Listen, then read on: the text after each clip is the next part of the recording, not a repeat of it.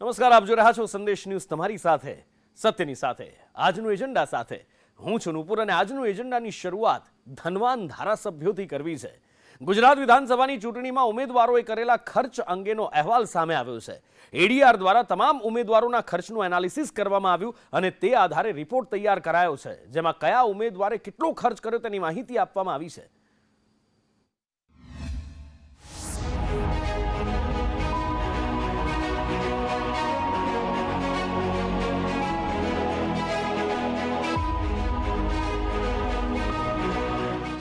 ચૂંટણીમાં કરેલ ખર્ચની વિગતો ઉમેદવારોએ ચૂંટણીના પરિણામો જાહેર થયાના 1 મહિનામાં જિલ્લા ચૂંટણી અધિકારી સમક્ષ ચોક્કસ ફોર્મેટમાં રજૂ કરવાના હોય છે। નિયમો અનુસાર ગુજરાતમાં વિધાનસભાના ઉમેદવાર 40 લાખ સુધી જ ખર્ચ કરી શકે છે।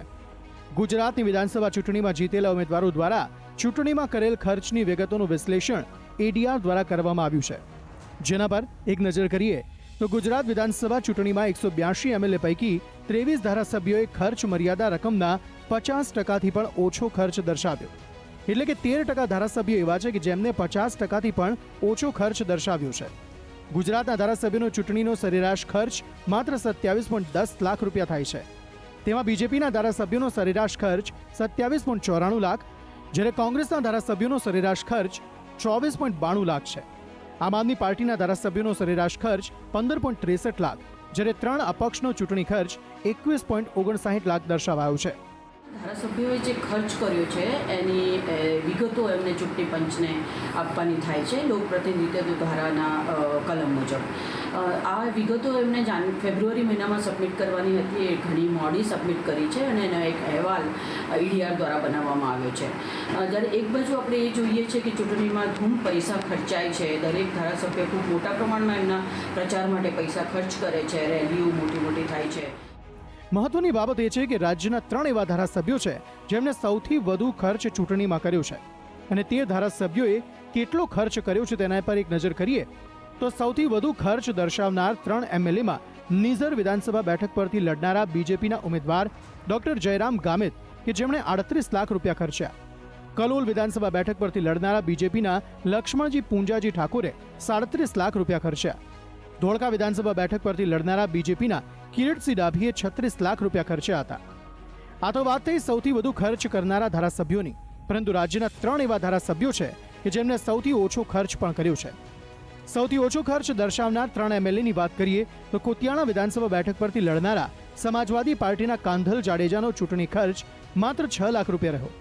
આંકલાવ વિધાનસભા બેઠક પરના કોંગ્રેસના ધારાસભ્ય અમિત ચાવડાનો ચૂંટણી ખર્ચ 9 લાખ રૂપિયા હતો, તો બોટાદ બેઠક પરના આમ આદમી પાર્ટીના ઉમેદવાર ઉમેશ મકવાણાનો ચૂંટણી ખર્ચ 9 લાખ રૂપિયા હતો। ચૂંટેલા ધારાસભ્યોએ ખર્ચ કરેલા પૈસા ક્યાંથી આવ્યા તે સવાલ ચોક્કસથી તમારા મનમાં થતો હશે।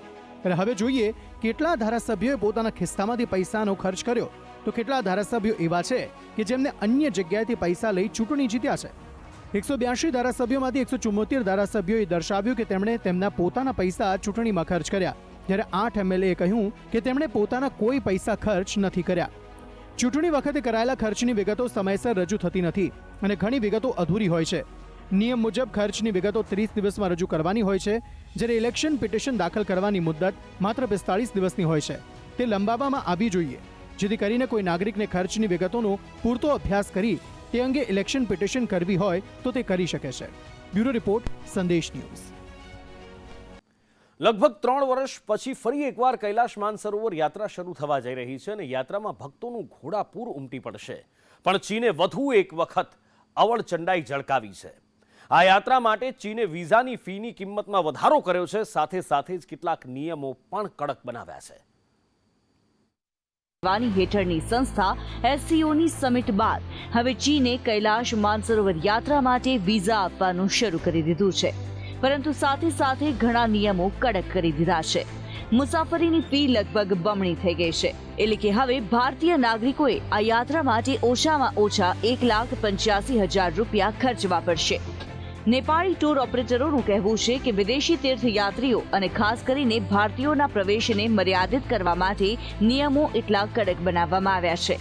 નવા નિયમો અને વધેલી ફી સાથે ટૂર ઓપરેટરો હવે રોડ ટ્રીપ માટે વ્યક્તિ દીઠ ઓછામાં ઓછા રૂપિયા 1,85,000 વસૂલ કરી રહ્યા છે। બીજી તરફ જો યાત્રિકો મદદગારને પોતાની સાથે રાખે છે તો $300 એટલે કે 24,000 રૂપિયા વધારાના ચૂકવવા પડશે, જેને ગ્રાસ ડેમેજિંગ ફી નામ આપવામાં આવ્યું છે. વર્ષ 2019માં રોડ ટ્રીપનું પેકેજ ₹90,000 જ હતું. 1 મેથી યાત્રા માટે રજીસ્ટ્રેશન પ્રક્રિયા શરૂ થઈ ગઈ છે. આ યાત્રા ઓક્ટોબર સુધી ચાલુ રહેશે.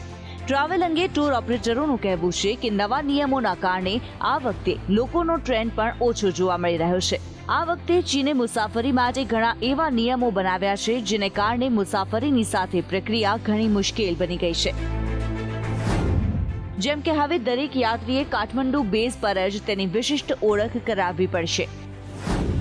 આ માટે ફિંગરપ્રિન્ટ અને આઈરિસ સ્કેનિંગ કરવામાં આવશે. વિઝા મેળવવા માટે યાત્રાળુઓએ રૂબરૂ હાજર રહેવું પડશે.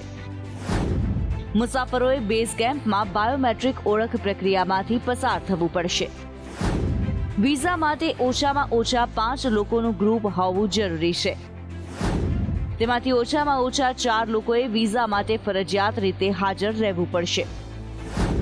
તિબેટમાં પ્રવેશતા નેપાળી મજૂરોને ગ્રાસ ડેમેજિંગ ફી તરીકે $300 ચૂકવવા પડશે. નેપાળી ફોર્મ માટે ચીન સરકાર પાસે $60,000 જમા કરાવવાના રહેશે. કૈલાશ માનસરોવર યાત્રા ભારતીયો માટે આસ્થા સમાન યાત્રા છે, તો નેપાળના ટૂર ઓપરેટરો માટે મોટો બિઝનેસ છે. તો ચીને અવરચંડાઈ કરીને ભારતીય નાગરિકો માટે મુશ્કેલી વધારી છે. બ્યુરો રિપોર્ટ, સંદેશ ન્યૂઝ. દેશમાં ભ્રષ્ટાચારનો ભોરિંગ લાગે છે કે વ્યવસ્થિત ભરડો લઈને બેઠો છે. વહીવટી તંત્રમાં રહેલા અધિકારીઓ ભ્રષ્ટાચારથી ઉધઈની જેમ આ સિસ્ટમને ખાઈ રહ્યા છે. મધ્યપ્રદેશમાં 30,000ના પગારદાર મહિલા એન્જિનિયર પાસેથી 7 કરોડની બેનામી સંપત્તિ મળી આવી છે. આ ભ્રષ્ટ કર્મચારીના ઘરે દરોડા પાડતા 30 લાખની કિંમતનું તો ટીવી જોવા મળ્યું અને લોકાયુક્ત કર્મચારીની પણ આંખો પહોળી રહી ગઈ.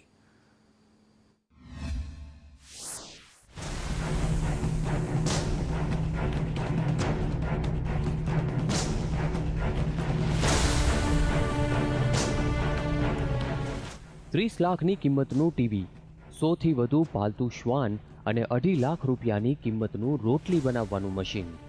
આ કોઈ કરોડપતિ બિઝનેસમેન નહીં, પરંતુ કોન્ટ્રાક્ટ બેઝ પર નોકરી કરતા અધિકારીના ઘરેથી મળી આવેલી મોંઘીદાટ વસ્તુઓ છે, જેને જોઈને લોકાયુક્તના અધિકારીઓની પણ આંખો આશ્ચર્યથી પહોળી થઈ ગઈ હતી.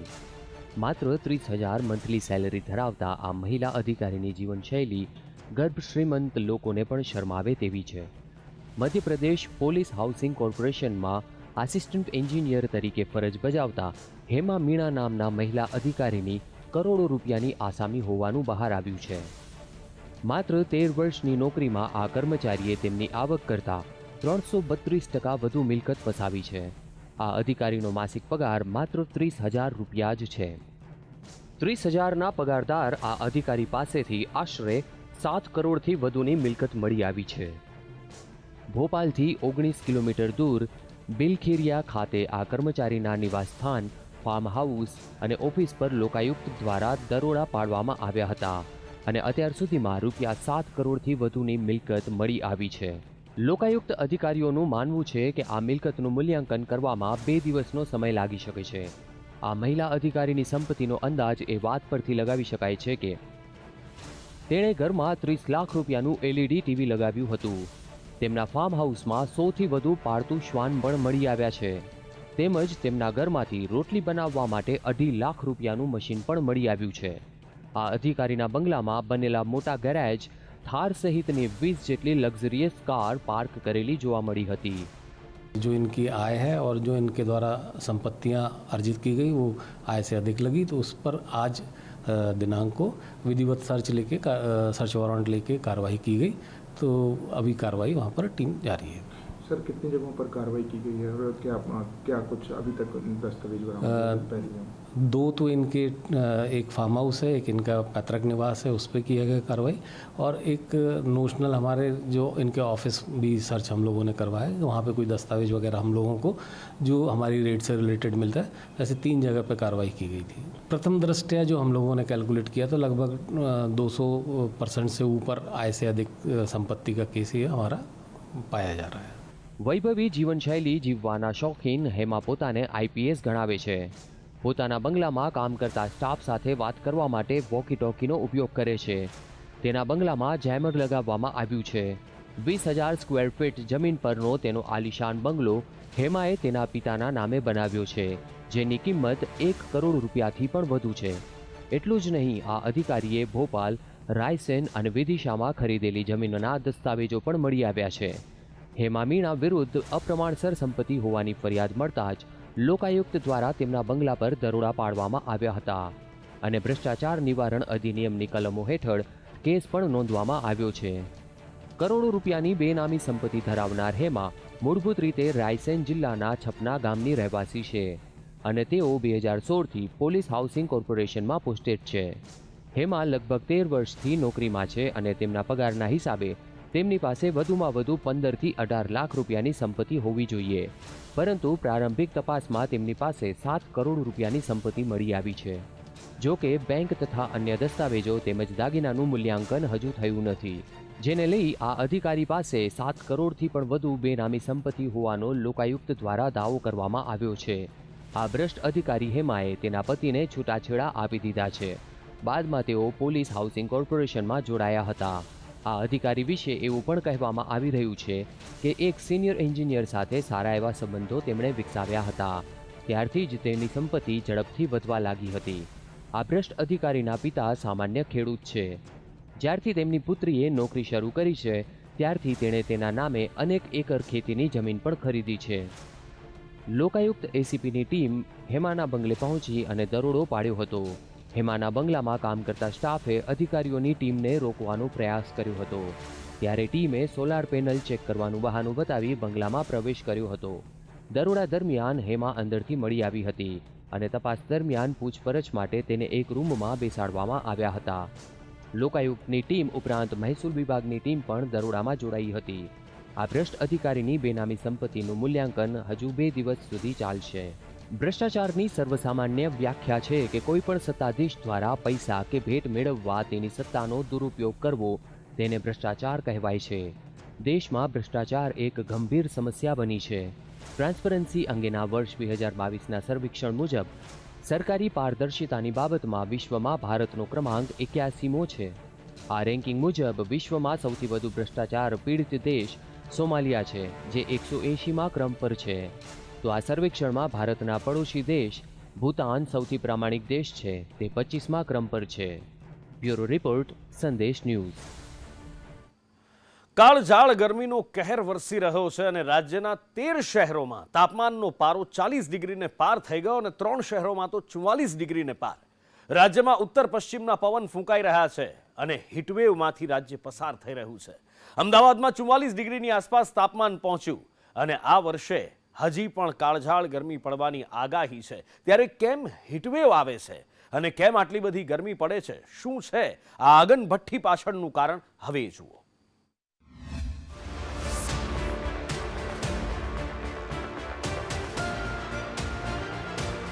ભારત એ ગરમીથી સૌથી વધુ અસરગ્રસ્ત અને સંવેદનશીલ પૈકીનો એક છે. રાજ્યમાં તાજેતરમાં પડેલા કમોસમી વરસાદે થોડાક સમય માટે ગરમીમાંથી આરામ અપાવ્યો હતો, પરંતુ હવે હીટવેવની પરિસ્થિતિનું નિર્માણ થયું છે. ગુજરાતમાં હવામાન વિભાગે મે મહિનાના અંત ભાગમાં તાપમાન ઊંચું રહેવાની આગાહી કરી છે. આમ જોઈએ તો ફેબ્રુઆરી મહિનાથી જ ઉનાળા જેવી ગરમી પડવાનું શરૂ થયું હતું. તેની પાછળનું સૌથી મોટું કારણ નબળા વેસ્ટર્ન ડિસ્ટર્બન્સ અને ગત ચોમાસા બાદ થયેલો ઓછો વરસાદ છે. ભૂમધ્ય સાગર પરથી ઈરાન, અફઘાનિસ્તાન અને પાકિસ્તાન પરથી થઈ અને હવામાનની જે સિસ્ટમ ભારત સુધી પહોંચે છે તેને વેસ્ટર્ન ડિસ્ટર્બન્સ કહેવામાં આવે છે. ભારતમાં હવામાન વિભાગે આ મામલે જાણકારી આપતા કહ્યું છે કે માર્ચ મહિનામાં મજબૂત રીતે સક્રિય હોય તેવા વેસ્ટર્ન ડિસ્ટર્બન્સ જોવા મળ્યા ન હતા. વેસ્ટર્ન ડિસ્ટર્બન્સને કારણે જમ્મુ, કાશ્મીર, લદ્દાખ સહિત હિમાલયના પહાડી વિસ્તારોમાં બરફવર્ષા અને ઉત્તર ભારતના અનેક વિસ્તારોમાં વરસાદ પડે છે. જો આ સિસ્ટમ ખૂબ જ મજબૂત હોય તો ગુજરાતમાં પણ માવઠું થાય છે, જે આ વર્ષે થયું હતું અને જેને કારણે ઉત્તર ભારતમાં વરસાદ ઓછો પડ્યો. બીજું કારણ એ છે કે થોડા દિવસો પહેલા જ એક એન્ટી સાયક્લોન સિસ્ટમ દક્ષિણ ગુજરાતના વિસ્તારો પર હતી. આ સિસ્ટમમાં પવનો ઘડિયાળના કાંટાની જેમ ગોળ ગોળ ફરે છે અને જેને કારણે જમીન પરથી આવા પવનો ગુજરાત તરફ આવ્યા. ગુજરાતમાં પવનની દિશામાં ફેરફાર થયા, એટલે કે જે પવનો ઉત્તર ભારત તરફથી ગુજરાત પર આવતા હતા તે બંધ થયા અને પાકિસ્તાન તરફની ખુલ્લી જમીન પરથી પવનો આવતા થયા. આ ગરમ પવનોને કારણે ગુજરાતમાં ગરમી વધવાની શરૂઆત થઈ. તો બીજી તરફ ઉત્તર ભાગના બર્ફીલા પ્રદેશો પરથી આવતા ઠંડા પવનો અટકી પડ્યા, એટલે રાજ્યમાં ગરમી એટલી વધી ગઈ કે ઉનાળામાં હીટવેવ સર્જાયો છે. टेम्परेचर मोस्टली काफ़ी सारे जगहों में 45 अराउंड 44 डिग्री सेल्सियस, कहीं कहीं जगहों में 44 डिग्री एंड 44.1 डिग्री सेल्सियस भी रियलाइज हुआ है. अगले 24 आवर्स के लिए टेम्परेचर ऐसे ही मेंटेन रहेगा. 24 आवर्स का बाद ग्रेजुअल फॉल होने का संभावना है. पूरी गुजरात स्टेट में फॉल रहेगा.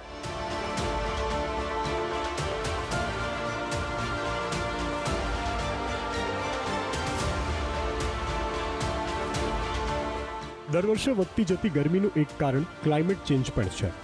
ક્લાઇમેટ ચેન્જને કારણે સરેરાશ તાપમાન વર્ષ 1901થી વર્ષ 2018 વચ્ચે 0.7% વધ્યું છે. હીટવેવને કારણે વર્ષ 1992થી વર્ષ 2015 સુધી સમગ્ર દેશમાં 22,000 લોકોના મૃત્યુ થયા છે. નિષ્ણાંતો અનુસાર આ સરકારી આંકડાથી પણ મોતનો ખરો આંકડો ખૂબ મોટો હોઈ શકે. તાજેતરમાં લાન્સેટમાં છપાયેલા એક રિપોર્ટ અનુસાર ભારતમાં વર્ષ 2017થી 2022 સુધી આકરી ગરમીને કારણે થયેલા મૃત્યુઆંકમાં 55%નો વધારો થયો છે. બાંધકામ સાઇટ અને ખુલ્લામાં કામ કરતા શ્રમિકોને હીટવેવથી બચવા રાજ્ય સરકારે બપોરના સમયે 1 થી 4 કલાક દરમિયાન કામ બંધ રાખવા પણ નોટિફિકેશન બહાર પાડ્યું હતું. તેમ છતાં અમદાવાદ, વડોદરા સહિતના રાજ્યના મોટા શહેરોમાં સરકારના જાહેરનામાનું સરેઆમ ઉલ્લંઘન થતું જોવા મળી રહ્યું છે. હીટવેવ અથવા લૂના કારણે શરીરમાં પાણીની ઘટ, થાક લાગવો, નબળાઈ આવવી, ચક્કર આવવા, માથાનો દુખાવો, ઉલટી, આંતરડામાં દુખાવો, પરસેવો થવો અથવા તો હીટ સ્ટ્રોક થઈ શકે છે. હીટવેવને કારણે માનસિક તણાવ પણ વધી શકે છે. લૂ લાગવાના લક્ષણોમાં ગરમીથી શરીર જકડાઈ જવાથી માંડી તાવ પણ આવી શકે છે. જો શરીરનું તાપમાન 40 ડિગ્રી સેલ્સિયસથી વધારે હોય તો એટેક પણ આવી શકે છે અને માણસ કોમામાં જઈ શકે છે. ગરમીના કારણે શરીરમાંથી પ્રવાહી ખૂબ જ ઝડપથી ઓછું થાય છે, જેથી વધુ પાણી પીવું જોઈએ અને દિવસ દરમિયાન બહાર જવાથી પણ બચવું જોઈએ, કેમ કે સાવચેત રહીએ તો જ સલામત રહીશું. બ્યુરો રિપોર્ટ, સંદેશ ન્યૂઝ.